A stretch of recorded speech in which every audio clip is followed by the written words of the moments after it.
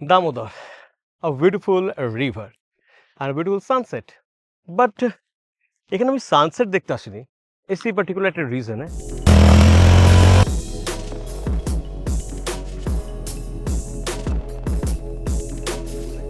And সেই রিজনটা হচ্ছে this one 2024 ESD adventure. Sales চার্টটা যদি আপনি দেখেন then definitely this bike is not doing that much great, but এই বাইকটার মধ্যে কিন্তু সেই সমস্ত পোটেনশিয়ালিটি আছে। তো আজকের এই কন্টেন্টটাতে এই বাইকটাকে চালাবো, চালিয়ে নিজে ফিল করব how good the bike is in 2024। আর এই 2.5 লাখ বাজেটের মধ্যে যদি আপনি একটা সব জায়গায় যাওয়ার মতো প্রতিদিনের একটা সঙ্গী যদি খোঁজেন, দেন এই বাইকটা আপনার জন্য কতটা পারফেক্ট। কারণ এখানে অ্যাডভেঞ্চার 250 পেয়ে যাবেন কেটিএম এর তরফ থেকে, সুজুকির তরফ থেকে V-Strom 250 SX পেয়ে যাবেন। তো তাদের সাথে তো কম্পারিজনটা করতে হবে। তার মানে টেকনিক্যালিটির দিক থেকে এবং পিওর রাইডিং এসেন্সের দিক থেকে গাড়িটাকে আমি কম্পেয়ার করব বাকি দুটো বাইকের সাথে। অ্যান্ড ফাইনালি এটা আমি নিজে ফিল করবো এবং আপনাদেরও জানাবো এই বাইকটা আপনি কিনতে পারেন কি না। And I really want to thank Ankur engineer আমাকে দীর্ঘ সময়ের জন্য বাইকটাকে দেওয়ার জন্য। যদি যাওয়া ইএসডির কোনো বাইকের ব্যাপারে আপনার কোনো ইন্টারেস্ট থাকে, আমি ডেসক্রিপশন বক্সে অঙ্কুর ইঞ্জিনিয়ার কন্টেন্টস ড্রপ করে দেবো। ডেফিনেটলি আপনারা কল করতে পারেন এবং যাওয়া ইএসডির বাইকগুলো সম্পর্কে এনকোয়ারিগুলো ফুলফিল করতে পারেন। তো ফার্স্ট টেকনিক্যাল ব্যাপারগুলো একটুখানি আমরা জেনে নিই। ওকে, তো এই বাইকটার প্রপার একটা অ্যাডভেঞ্চার লুক তো আপনি পেয়েই যাচ্ছেন। এই বাইকটা যখন লঞ্চ হয়েছিল তখন পুরনো হিমালয়ান 4 যে 110 যেটা ছিল তার সঙ্গে প্রচুর সিমিলারিটি ছিল, কিন্তু এখন পুরনো হিমালয়ানটা নেই।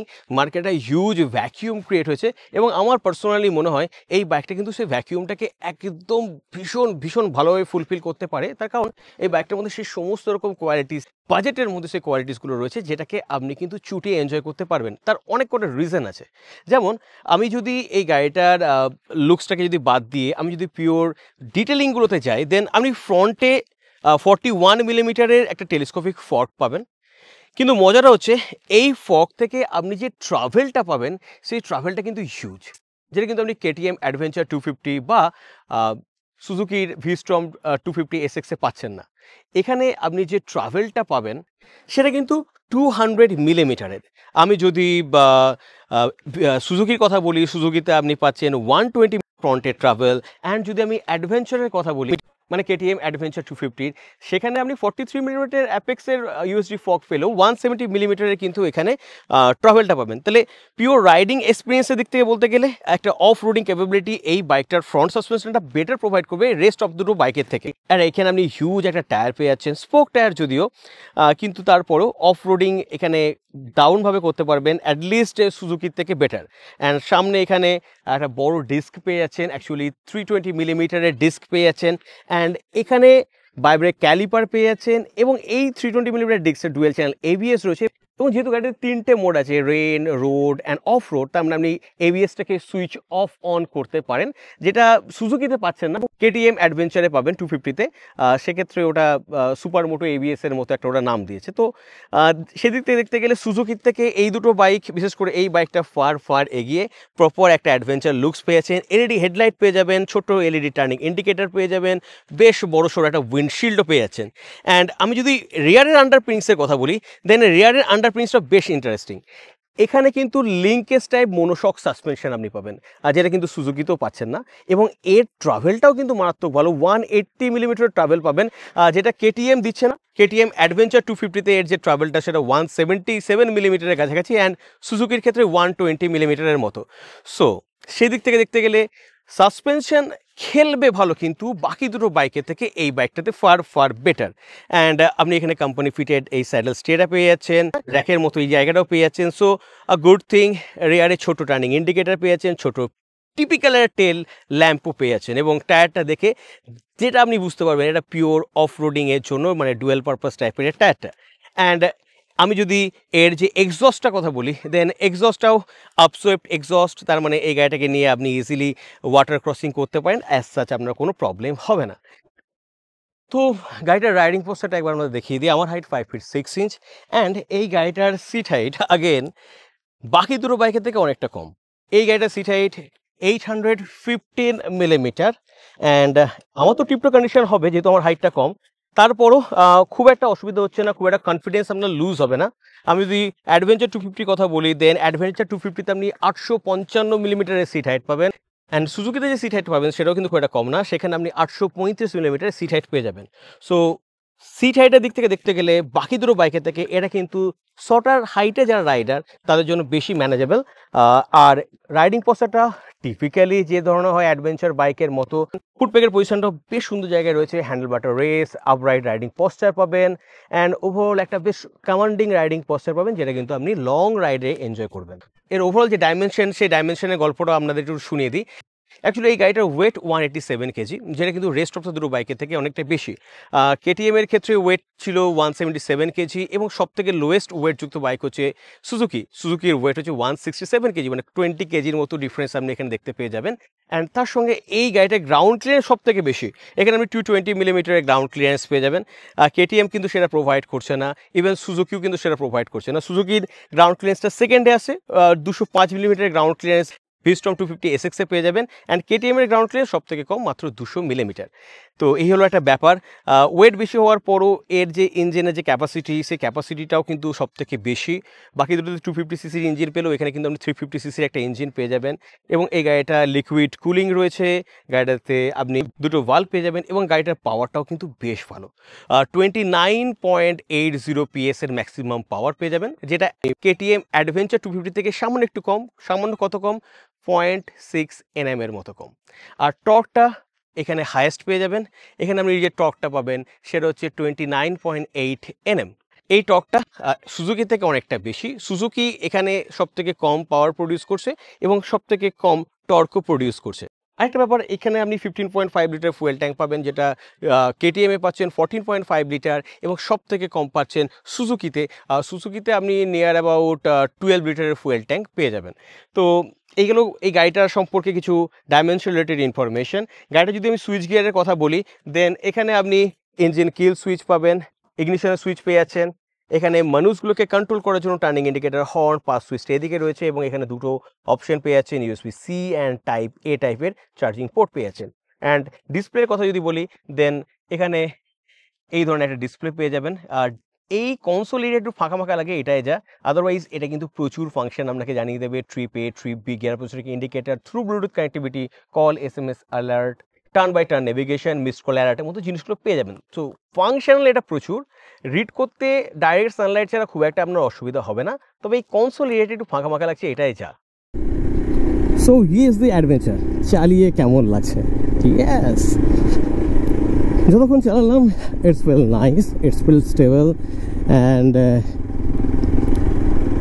সব থেকে ইম্পর্টেন্ট জিনিস এর অফ রোডিং ক্যাপাবিলিটি কেমন, সেটা আপনাদের ওখানে দেখে নিন।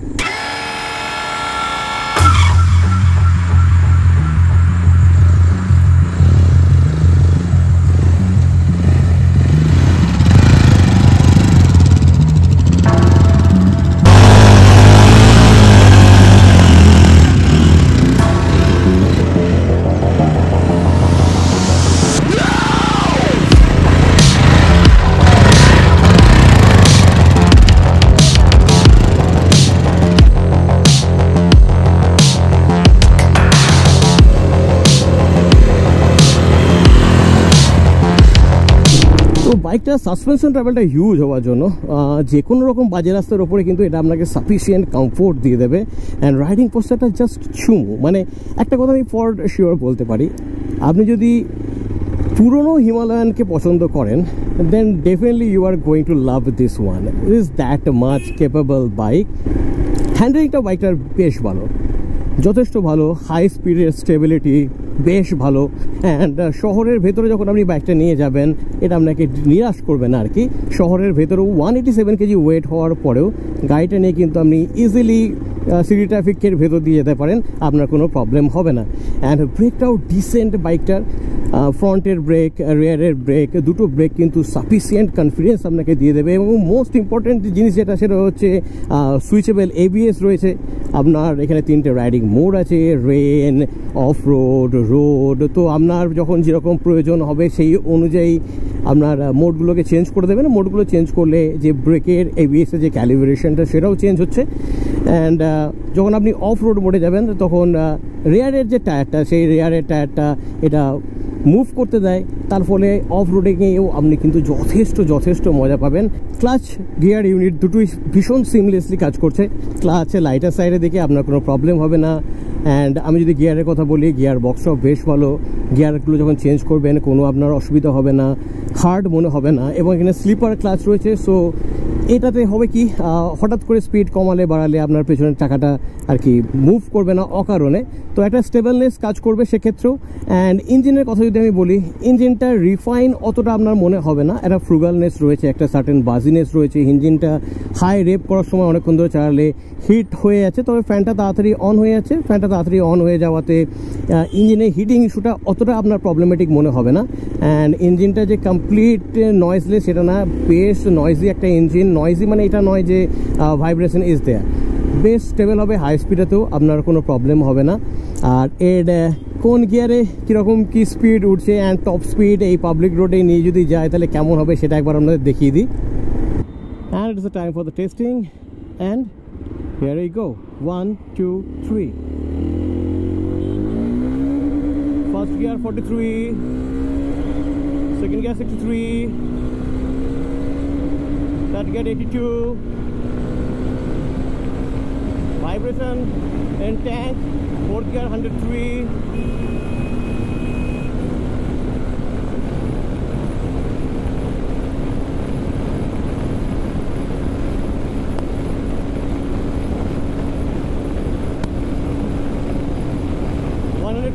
fifth gear,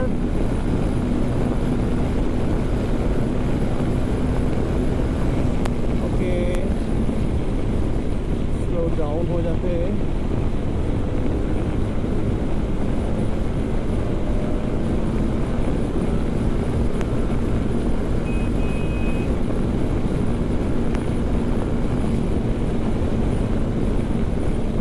Okay, so 125 is easily achievable in this bike. So 125 এর পর ওপেন স্ট্রেচ থাকা দরকার, না হলে হায়ার স্পিড অ্যাচিভ করা একটু টাফ। আর ভাইব্রেশনটা একটু রয়ে যাচ্ছে। 6000 RPM এর দিকে যখন আপনি এগোবেন তখন ট্যাঙ্কের মধ্যে আপনি ভাইব্রেশনটা পেয়ে যাবেন। আদারওয়াইজ স্টেবিলিটিও বেশ ভালো, বাকিটাও ভালো। এবার চট করে টপ গিয়ারে রয়েছি, কতটা লো স্পিড মেনটেন করে চলতে পারি সেটা একবার দেখে নিই। So 6th gear, no knocking,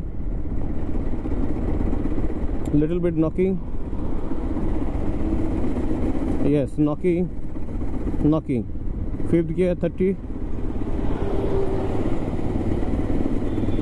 there's a little jitteriness, otherwise it's okay. 4th gear,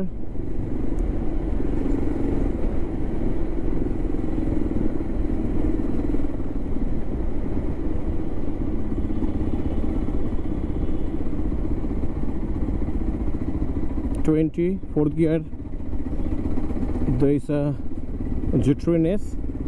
So এই গাড়িটা কিন্তু 4th গিয়ারও 20 অবধি আসতে পারছে এবং 20 থেকে কিন্তু আস্তে আস্তে পুলটাও করতে পারছে। সো এই জিনিসটার জন্য শহরের ভেতরেও খুব একটা অসুবিধা হবে না। তবে 187 কেজি বাইকটার ওজন, তো হ্যান্ডলিংটা একটু ডিফিকাল্ট হবে যখন স্লো স্পিডে আপনি যাবেন।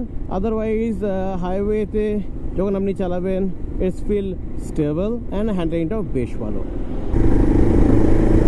অ্যান্ড গাড়িটা যদি মাইলেজের কথা বলি, দেন এই গাড়িটা থেকে কোম্পানি ক্লেম যাই করুক না কেন, মোটামুটি আপনি আপনার রাইডিং স্টাইলের উপর যদিও বা সেটা ডিপেন্ড করে, তাও মোর অর লেস আপনি এখান থেকে 27-এর মতো অ্যাভারেজ পেতেই পারেন।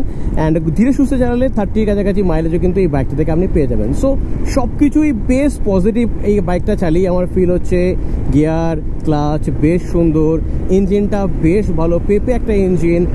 জাস্ট হাইওয়ে মাঞ্চ করে যান, আপনার কোনো প্রবলেম হবে না। ব্রেকগুলো সাফিসিয়েন্ট কনফিডেন্স দিয়ে দিচ্ছে এবং তার সঙ্গে স্লিপার ক্লাচ রয়েছে অ্যান্ড ভীষণ ফাংশনাল একটা ড্যাশবোর্ড রয়েছে যেখানে আপনি প্রচুর ইনফরমেশনগুলো পেয়ে যাবেন। And suspension, this is the beautiful one. So everything is very positive in this bike. কিন্তু শুধু পজিটিভ বললে তো হবে না, কম্পিটিশনের কথাও তো এবার বলতে হবে এবং ডিসকাস করা যাক এবার কম্পিটিশনে দেখতে গেলে how good the bike is. So finally এই বাইকটা নেবেন কি নেবেন না? ডেফিনেটলি বাইকটা আপনি নিতেই পারেন। বাইকটাতে যদি আমি ডাউন পয়েন্টের কথা বলি, অ্যাজ সাচ সেরকম কিছু নেই। ইঞ্জিনটা একটু হিট হচ্ছে, তাও হাই রেপ করলে বা ভীষণ সিটি ট্রাফিকের কনজাস্টেড এরিয়ার মধ্যে বেশ কিছুক্ষণ ধরে চালালে ইঞ্জিনের ফ্যানটা অন হচ্ছে, সামান্য একটু হিট হচ্ছে, বাট সেটা নেগলিজেবল। আর ইঞ্জিনের ক্যালিব্রেশনটা আপনাকে একটু অভ্যস্ত টাইম লাগবে, ফ্রুগালনেস রয়েছে। ওভারঅল কিন্তু অ্যাডভেঞ্চার পার্সপেক্টিভ পয়েন্ট থেকে দেখতে গেলে ব্যাং অন। আমি যদি বাকি দুটো বাইকের সাথে কম্পেয়ার করি, দেন ডেফিনেটলি সুজুকির ইঞ্জিন সব থেকে রিফাইন ইঞ্জিন এই তিনটে বাইকের মধ্যে, এবং ভীষণ একটা প্র্যাকটিক্যাল ইজি গোয়িং বাইক, যেটা শহরের ভেতরে অকেশনাল হাইওয়ে রাইডে আপনি নিয়ে যেতেই পারেন, আপনার কোনো প্রবলেম হবে না। কিন্তু রেস্ট্রিকশন চলে আসে ওর সাসপেনশন ট্রাভেলটার জন্য। সেক্ষেত্রে আপনি পিওর অ্যাডভেঞ্চারাস যে সমস্ত অ্যাক্টিভিটিগুলো রয়েছে বাইক নিয়ে, সেগুলো কিন্তু আপনি করতে পারছেন না। যদি আমি অ্যাডভেঞ্চার 250 কথা বলি কেটিএমের, দেন কেটিএম অ্যাডভেঞ্চার 250 মারাত্মক ভালো বাইক। অফ রোডিং ঠিকঠাকভাবে করে নেয়, হাইওয়ে দারুণ আপনি এনজয় করবেন, একটা স্পোর্টিনেস রয়েছে ইঞ্জিনের মধ্যে, একটা ফ্রুগালনেস রয়েছে। সেক্ষেত্রে আপনি যদি হাইওয়ে ট্রিপ বেশি প্রায়োরিটি পায়, আপনার কাছে স্পোর্টিনেস বেশি প্রায়োরিটি পায়, দেন গো ফর কেটিএম অ্যাডভেঞ্চার 250। আর যদি আমি ইএসডি অ্যাডভেঞ্চারের কথা বলি, দেন এই বাইকটা ভীষণ ভীষণ সুন্দর একটা জায়গায় বসছে।